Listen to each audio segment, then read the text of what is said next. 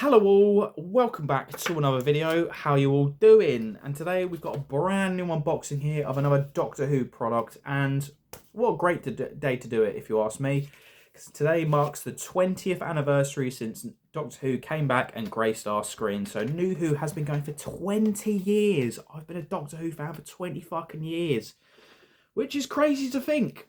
To be honest, it's kind of wild. Like, I've been into this since I was 7 years old, which is wild, to be fair. And anyway, this is a brand new Steelbook of a brand new animation. A lot of people have already had theirs, but there was a problem with Zavi, and it took fucking forever for Royal Mail to pick this up from them and then deliver it to me.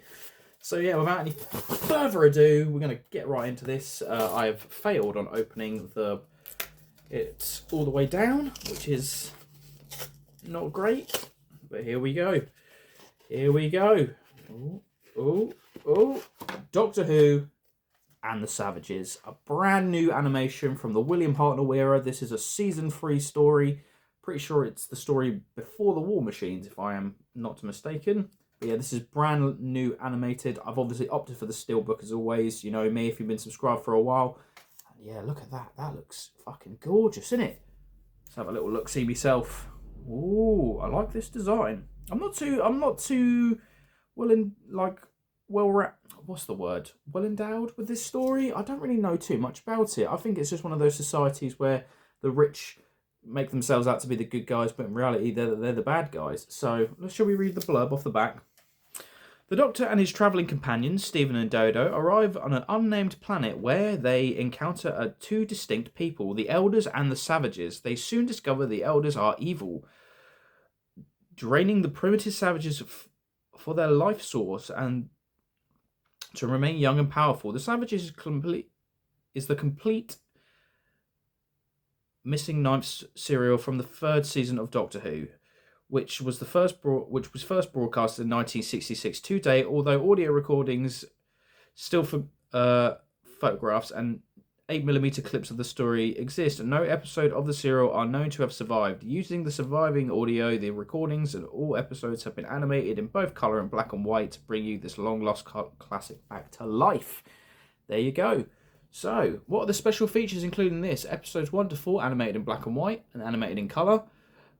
Photographic reconstruction of episodes 1 to 4. Surviving footage compilation. Audio commentaries. An Innes Lloyd documentary, a photo gallery, PDF material, Remembering Forgetting the Savages documentary. That was a fucking jumble of words, wasn't it? So, aspect ratio on this is 16:9. Main soundtrack is English DTS HDMA. Full feature length is 98 minutes. There's 3 discs in this set. You do get subtitles for the English and hard of hearing. Audio navigation is available on this release, and this is rated PG for parental guidance. There you go. I'm really liking this Steelbook. A lot more of a dark and gritty look to this. So let's stop fucking about. Let's get it out of the cellophane. Get a little look-see at the inside and the disc art and the full Steelbook without that horrendous glare on there. So I should probably show you the J card right there without... There you go, very nice. I'm assuming that'll be the art all the way around, but there you go. So if we take this off, there's the full artwork right there. I'm assuming these are the Savages with the TARDIS in the hallway. And I was correct, that is the background there. So I'm assuming these are the Elders. And I'm not too sure what that is. We will obviously watch this episode. And I'm going to watch this episode for the first time. And there you go. So the Savage on the side there with the new 60th anniversary logo. So what we've got for the disc art. So the disc art is the same as this little booklet right here, which is the artwork for the standard DVD release. So on the front there you get the Doctor, Dodo and Stephen. I'm assuming that this is going to be similar art style to the Celestial Toymaker, which we obviously got late last year, early this year.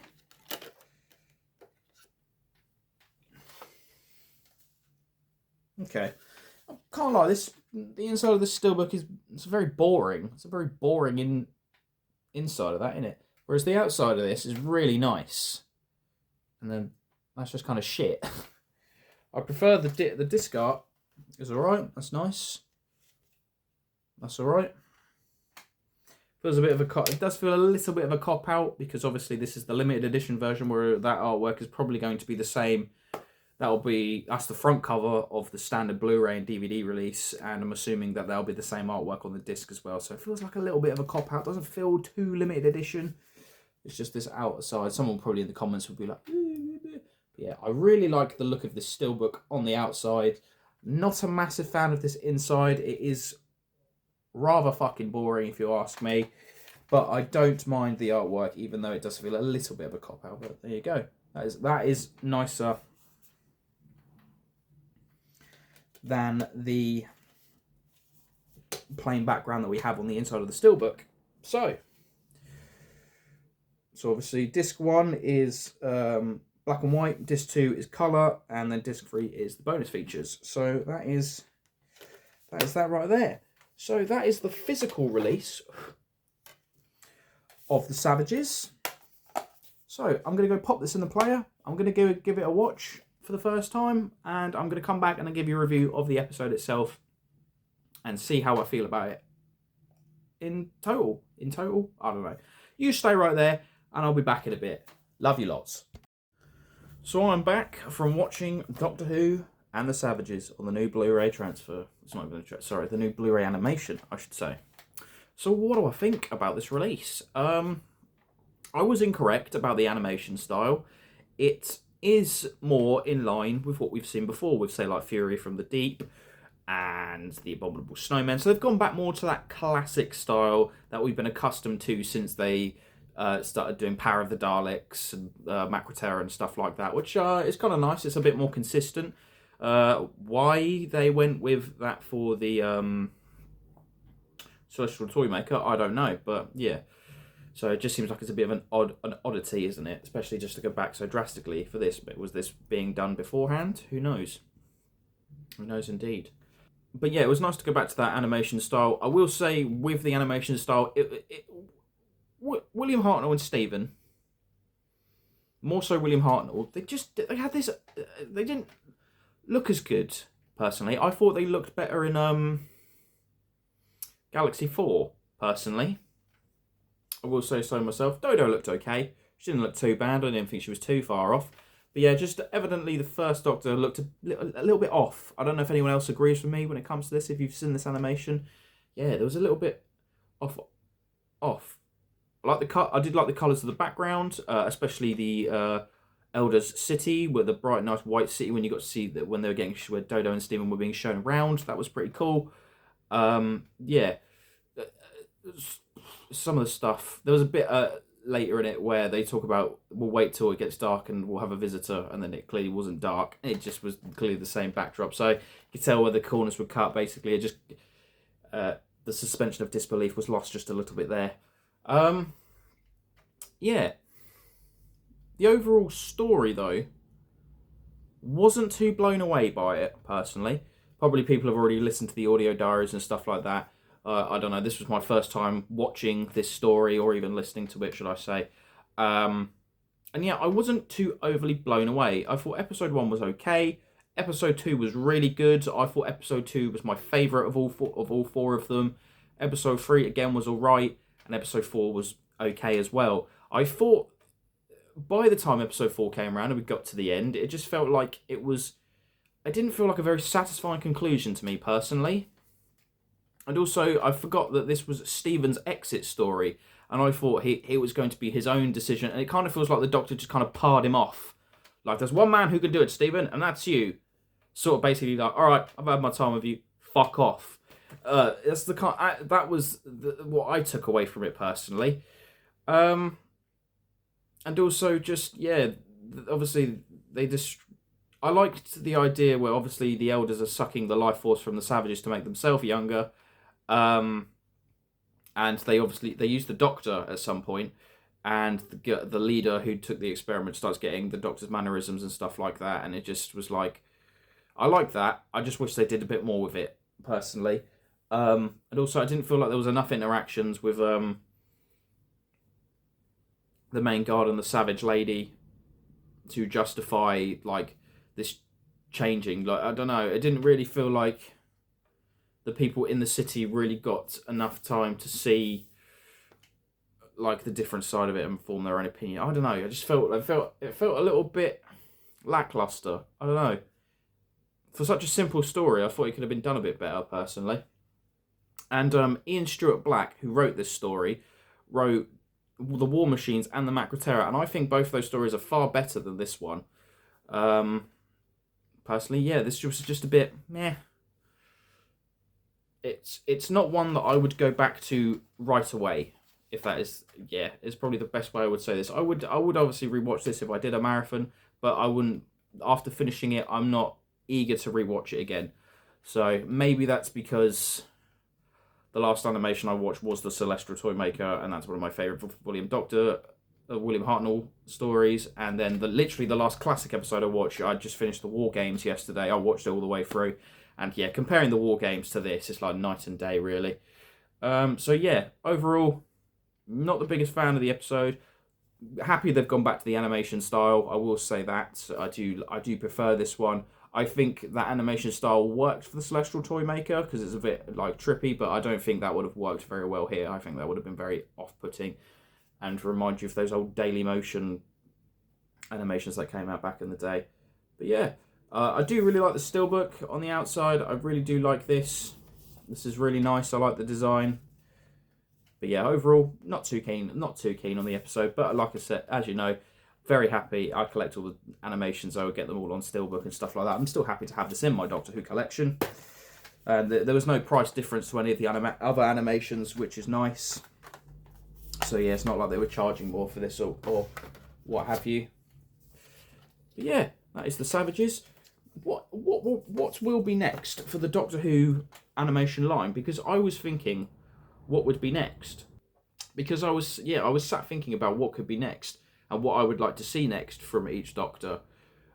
Personally, obviously, for the first Doctor, it would be the Daleks' Master Plan, because it's the only classic Dalek story we don't have. And for Patrick Troughton, it would be the Wheel in Space, because it's the only classic Cyberman story we don't have. But if they were to go for, say, less fan-revered episodes, like obviously the Savages, I don't know anyone who was screaming out to get the Savages animated.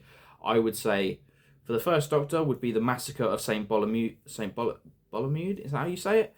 And for the second Doctor, I would say the Highlanders, just so we could have Jamie's first episode.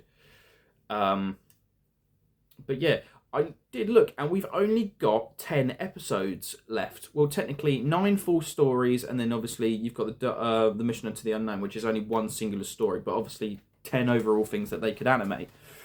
So what will they do? Will they slow down on production? Because obviously they can't keep releasing stuff. Obviously they'll have the collection still to do. And are they going to carry on with doing the Doctor Who in colour stuff? Because we've had the Daleks, we've got the War Games on the way. So will they continue down that route? Who knows if once they finish doing the animations and stuff like that.